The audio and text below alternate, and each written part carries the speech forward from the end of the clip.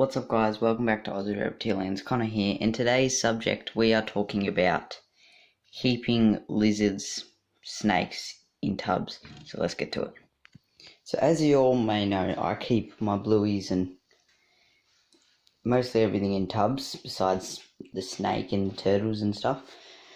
But I like tubs because it's much easier to take care of. It looks very dodgy right now just because I messed it up again. But so let's get to what you have to do with tubs. Number one, you have to have the right husbandry, the right supplements if you're not using like your lights, your UVB and all that, because lizards, not referring to this one, but lizards can get metabolic bone disease. So basically their arms and tail and stuff can start to get zigzags and all that. It's not very good at all because of not the lack of UVB. Snakes don't need well, it's just a theory. Snakes don't need UVB, but like it's just a 50-50 thing. People use it, people don't. Like people always, big breeders have snakes in tubs, which I see no problem as long as they've got somewhere to hide, water, substrate. But for lizards, it's basically the same. It's like all you need is the right supplements for them, like D3. I don't know. Yeah, I don't know what it stands for, but need calcium D3 from the sun.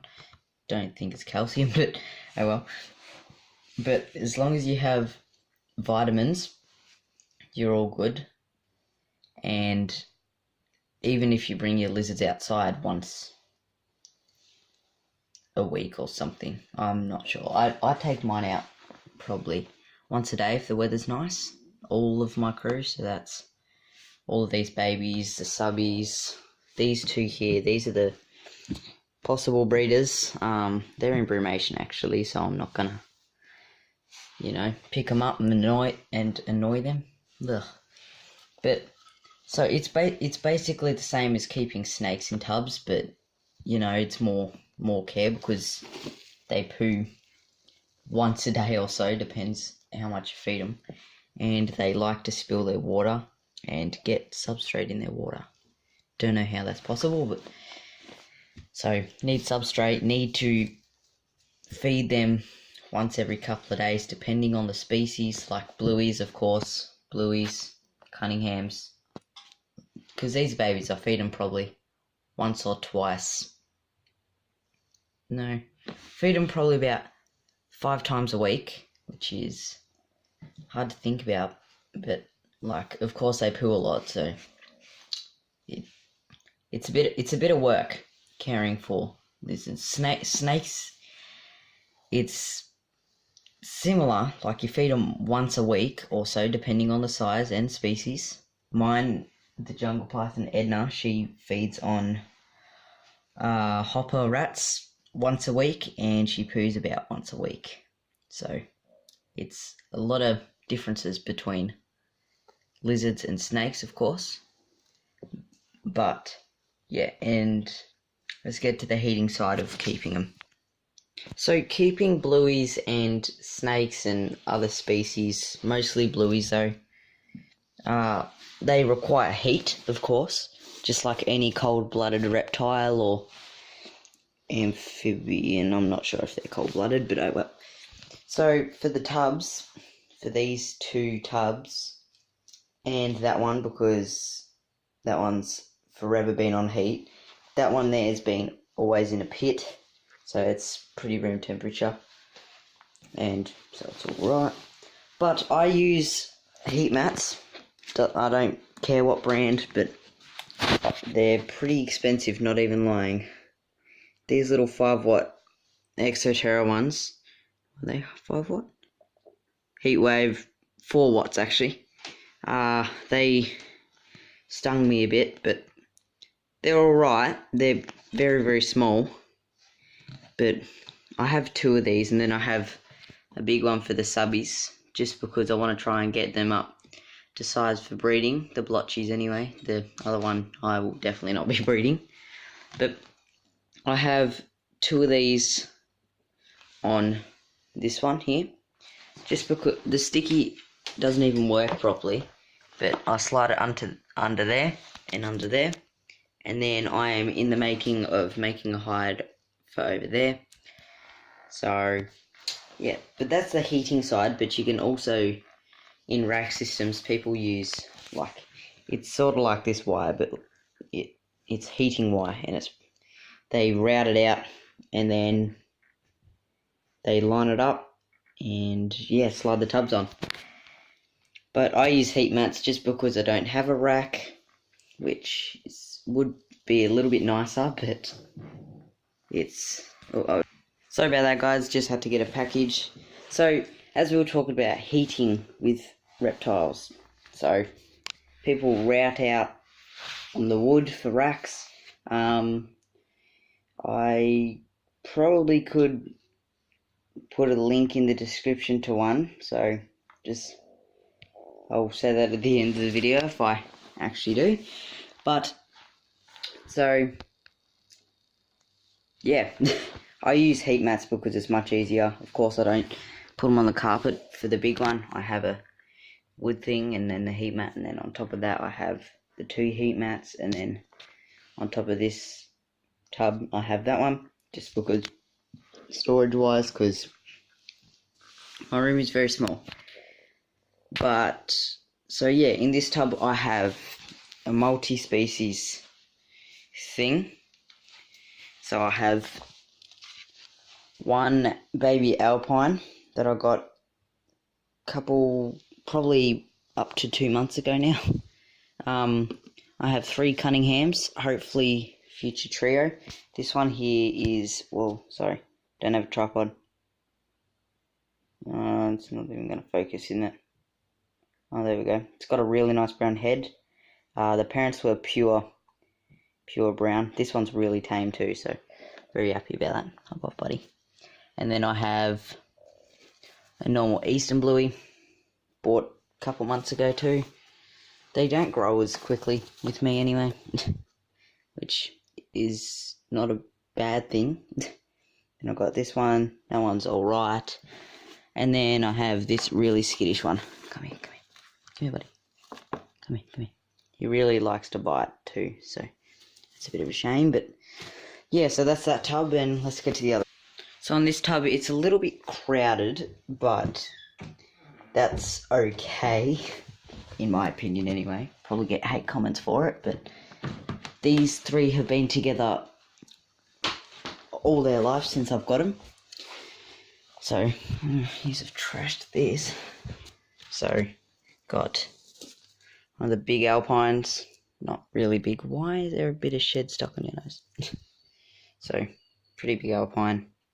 Nice and pink too, can't really see because this camera's crap. Then you have Tiki, of course, she's in shed now, finally, yay. Sorry about the angle, guys. This is Tiki, the 3-year-old Eastern. She has put on a lot of weight actually, which is awesome. And then Apollo. Apollo is my first alpine I got. Nice peachy colour. But I have these guys on the bigger heat mat because I want to size these 2 up, because I am pretty sure, not too certain though, that I have a pair. Like, come back here, buddy. Come back. I think this is a male. I think this is a male because the tail's way longer than the other one, and it's got a really slim body, slender body, more longer head, which if you've seen Joe Ball's video, I'll link it in the description about sexing your blue tongue. But I think that one's a male and this one's a female, just because this one, it's much wider and the head's more smaller and a little bit thicker, and the tail's tiny and really thick compared to Apollo. But hopefully I have a future pair with them, and my plans are, when this one grows older, have these 3 and possibly more in a pit all together, and have a trio or more as soon as I get a couple more, hopefully at the next expo. But yeah, so that's all besides the point. But so this is a, I don't know the wattage of this, but it's nice and warm. Don't have it on thermostat because it doesn't get too warm to burn anything, and it's a stable temperature of about 20 I'm not sure, not even gonna guess, but it's good. It's really good. But Tiki's just in here just because she's been with him all her life, pretty much, because them two are about 1.5, 2 years old. She's 3 years old, and you can see she's a little bit odd shape, with the way her shot. Sorry, I really don't have a tripod right now.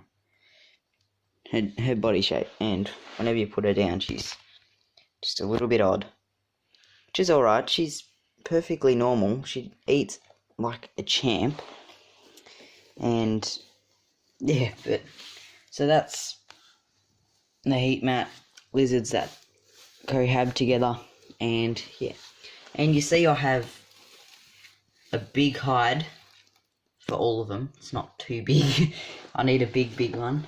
And then I have just this little one because Tiki has had this for a couple years now, which that should be over there for the cool side. But it's Tiki's hide. Tiki's been living in it since she was a little tiny baby. Well, to be honest, I actually don't know how old she is, because she might be 4 or 5 years old, because when I got her, person said she has never grown. Yeah, so she's a little bit odd. She's never grown. They had her in, if I can, I'll show you. In my cupboard. Name's a bit of a mess. My cupboard, they had it in that. Don't worry, that's not poop. Trust me. It's just a bit of wet sugar cane mulch. But they had her, don't know if she's wild caught or not, possibly. To be honest, I don't know. Just, the owner wasn't very good, so I took her. Well, they gave it away, so I had her, and done perfect. She used to be about, from her head, stay here, about that big. She used to be that big, so she's definitely grown in the past 3 years I got her, which is awesome. Not much though.